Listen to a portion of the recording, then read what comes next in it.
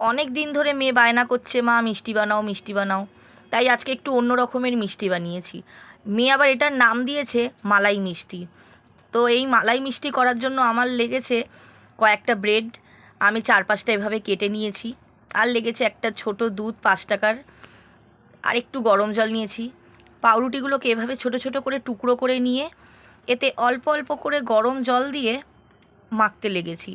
এবার এতে গুঁড়ো দুধটা দিয়ে আরও সামান্য একটু অল্প গরম জল দিয়ে ভালো করে ডোটাকে তৈরি করে নেব। একদম সফট হবে ডোটা। দেখুন কতটা সফট করেছি।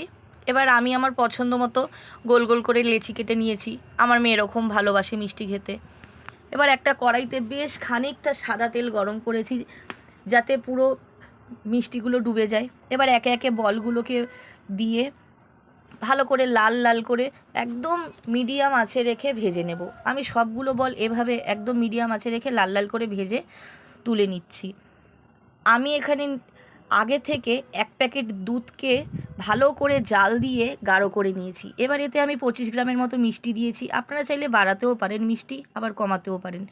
এবার আমি এতে 1.5 চামচের মতো কাস্টার্ড পাউডার দিয়েছি, যাতে দুধটা ঘন হয়।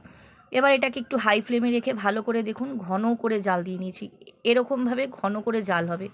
এবার একটা বাটিতে আমি কিছুটা কাস্টার্ড মিল্ক নিয়ে মিষ্টির বলগুলোকে এর মধ্যে একে একে সাজিয়ে দেবো।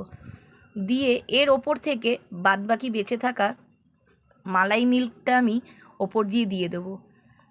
দিয়ে এটাকে আমি সামান্য ঠান্ডা করে তারপর ফ্রিজে রেখে বেশ কিছুক্ষণ পরে বের করে মেয়েকে দিয়েছি। মেয়ে তো খেয়ে বলল, মা অপূর্ব হয়েছে। আপনারাও এটা বাড়িতে করে খেয়ে দেখুন। অন্য মিষ্টি তো রোজই খান, এটাও একদিন বানিয়ে খেয়ে দেখুন।